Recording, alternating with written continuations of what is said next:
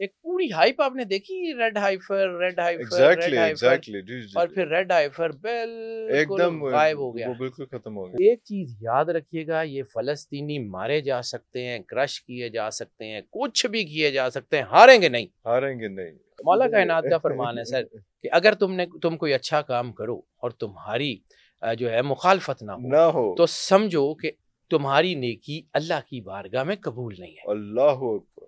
تو حضرت سلیمان کا تخت کہہ کے ہم ایسے ہی گزر جاتے ہیں۔ حضرت سلیمان کا وہ تخت جو ہوا میں اڑتا تھا، 12 میل چوڑا اور کوئی 10-11 میل لمبا تھا، یعنی اس کے اوپر ان کی فوج پوری فوج پوری کھڑی ساتھ ہوتی آتی تھی، جس تھی، کو بالکل ہوا صحیح، اڑا کے لے اڑا کے جاتی تھی۔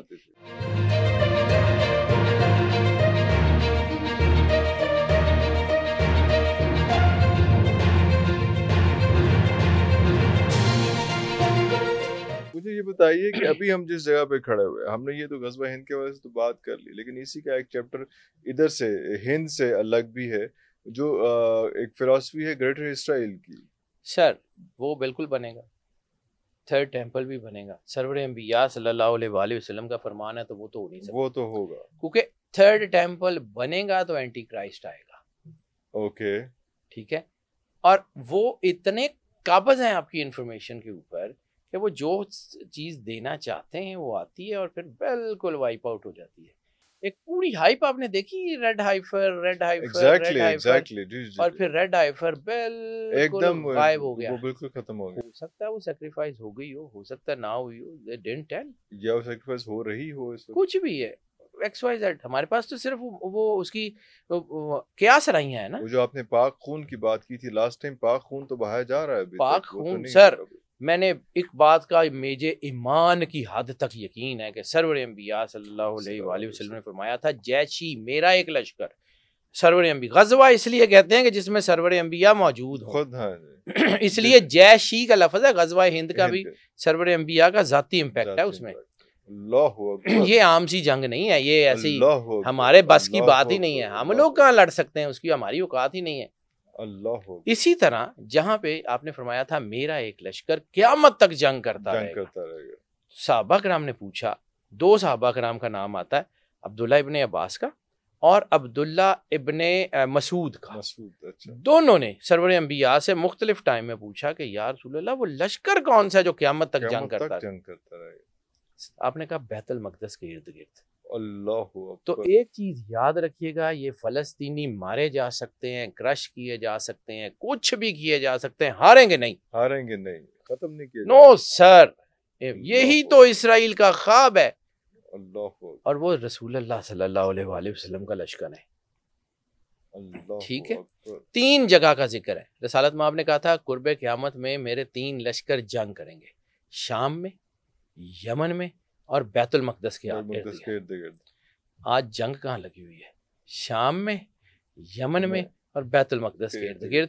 غزوہ ہند اس کا بی پارٹ ہے، وہ this what I am seeing کہ ہم تو غزوہ ہند اس کا بائی پروڈکٹ ہے۔ کیونکہ ہم اس جگہ پہ ہیں اس لیے ہم اس کو زیادہ ڈسکس کر رہے ہیں، اصل گیم وہاں کی ہے۔ وہاں سے سر یہ ہیں ہی 2 طاقتیں، یہ ہیں ہی ستیزہ کار رہا ہے ازل سے تا امروز، اللہ چراغ مصطفی سے شرار بولہبی، اللہ اکبر، یہ تب سے ہے، یہ ایسے ہی ہے اور یہ ایسے ہی رہے گا، ایسے ہم رہے گا، اس سے باہر نہیں جا نہیں سکتے۔ جا سکتے۔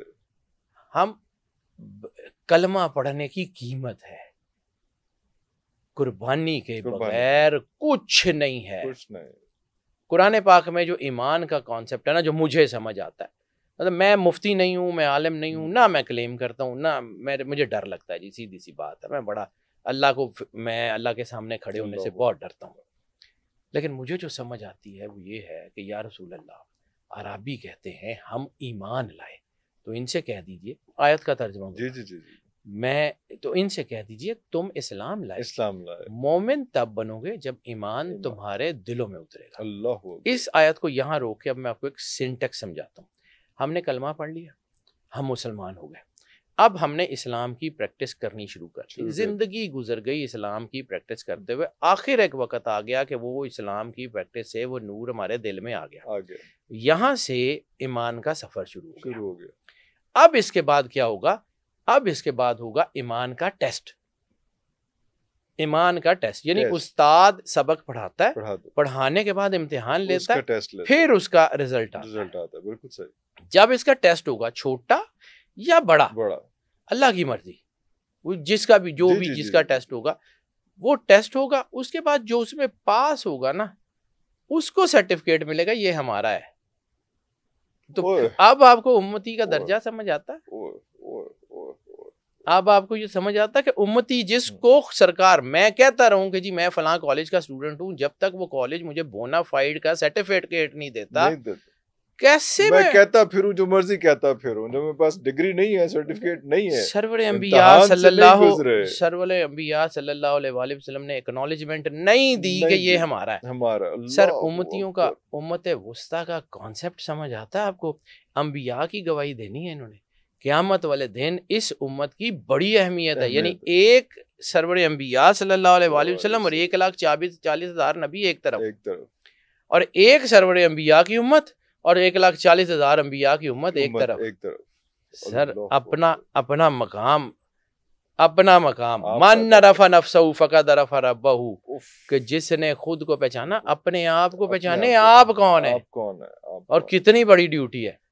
میں لوگوں کو سمجھاتا ہوں، میں عام سا آدمی ہوں سر، آپ نے وہ ہتھوڑی اور چھینی دیکھی ہوگی، جی جی، چھینی جو ہوتی ہے وہ جو زمین پہ یا دیواروں میں سوراخ کرتی ہے وہ بڑے ہارڈ لوہے کی ہوتی لوہے ہے، کی ہوتی ہے، ہاں جی، ٹھیک ہے، ہاں جی، کیونکہ اس نے ہتھوڑے کی مار بھی سرنی ہوتی ہے، اسی جو ہے نا بوتھ سائڈز ہینڈل کرنے ٹھیک ہے، ہوتے اس نے دیوار میں بھی اسی سے سوراخ کرنا ہوتی ہے، ہوتا ہے۔ بالکل صحیح، مسلمان اس دنیا میں وہ اس چھینی کی طرح ہے کہ جنہوں نے اینٹی جو ہے نا طاقتوں کی مار بھی سہنی ہے اور اپنا راستہ بھی نہیں اپنا چھوڑنا۔ راستہ بھی نہیں چھوڑنا، اللہ اکبر، اگر یہ ٹین کے بنے ہوئے ہوں گے، اگر یہ سخت لوہے کے سخت لوہے نہیں کے ہوں گے، گے، تو یہ تو اپنا تو کام ہی یہ نہیں تو کر کام سکیں ہی گے۔ نہیں، تو مولڈ ہو جائیں گے۔ اس لیے سر مسلمانوں کی ٹریننگ پوری دنیا میں جاری ہے۔ وہ ایک بڑا اہم بات کچھ اللہ والے لوگ کہتے ہیں کہ اگر آپ کے اندر ایمان ہے اور آپ کے اگینسٹ ریزسٹنس نہیں ہے تو پھر ایمان پختہ نہیں ہے۔ مولا کائنات کا فرمان ہے سر کہ اگر تم کوئی اچھا کام کرو اور تمہاری جو ہے مخالفت نہ ہو تو سمجھو کہ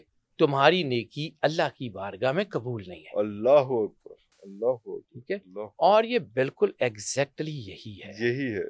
یہ جب نیگیٹو طاقتوں کو پتہ لگتا ہے نا یہ بندہ ہمارے ہاتھ سے نکل جائے گا یا یہ لوگوں کو ہمارے ہاتھ سے نکال دے گا۔ تو کیا ان کو تابوت سکینہ مل چکا ہے جو اتنا ایکٹیو ہوئے ہوئے ہیں سر تابوت سکینہ ان کو ملنا بھی نہیں ہے، اور یہ اتنے بیوقوف بھی نہیں ہے کہ یہ تابوت سکینہ کو ڈھونڈ رہے ہیں، تو صرف شور ہی پا رہے ہیں سر۔ سر ہمارا دھیان کسی اور طرف لگا رہے ہیں۔ تابوت سکینہ ان کو بھی پتا ہے کیا پہلے سے ریڈ ہائفا کی طرف دھیان لگایا ہمارا۔ آرک آف کوننٹ، سر میں آپ کی بات کاٹ رہا ہوں معذرت، لیکن آرک آف کوننٹ ان کو ہم سے زیادہ پتا ہے کہ وہ کیا چیز ہے۔ کیا چیز ہے؟ اللہ اس کو کہیں دفن ہونے نہیں دے گا۔ ارے آرک آف کوننٹ کہیں دفن ہو نہیں سکتی، ہو نہیں سکتی۔ آرک آف کوننٹ اسی کے پاس ہے جس نے آنا ہے اور سارا نظام بدلنا ہے۔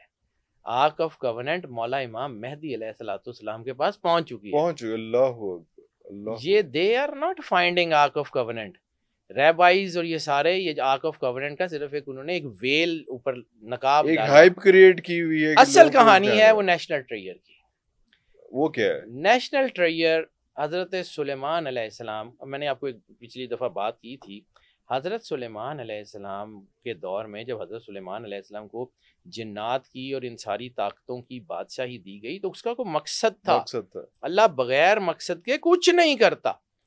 اس کا اسرائیلیات میں یہ لکھا جاتا ہے کہ لوگ جو ہے وہ جادو اتنا کام تھا کہ لوگ ایک دوسرے کو جادو سے مارنے لگ گئے، ارے معاشرے کا بیلنس آؤٹ ہو گیا، سسٹم ہی خراب ہے۔ اللہ نے اس کو ایکویٹ کرنے کے لیے حضرت سلیمان علیہ السلام کو بادشاہی دی، اور حضرت سلیمان علیہ السلام نے اپنی تمام طاقتوں کو لگا کے پوری دنیا میں جہاں جہاں جادو کے کچھ اسکرپچرز تھے، کچھ چیزیں تھیں، یوز تھا، ہر چیز اکٹھی کروا لی۔ اب یہاں پہ حضرت سلیمان علیہ السلام پہ چند وہ لوگ جو اس چیز کو نہیں سمجھتے وہ الزام لگاتے ہیں کہ حضرت سلیمان علیہ السلام نے اگر اکٹھی کروا لی تھی تو ضائع کیوں نہیں کی؟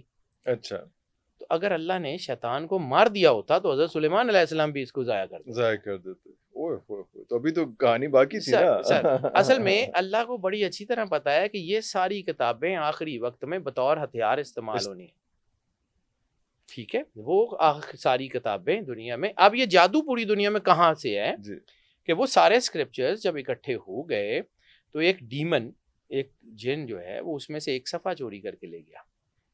اب اس کو سمجھیے، اللہ کل شیء قدیر ہے، اللہ خیر حافظ ہے. حضرت سلیمان کے دور میں بھی جو خیر الحافظین تھا نا، بالکل بالکل.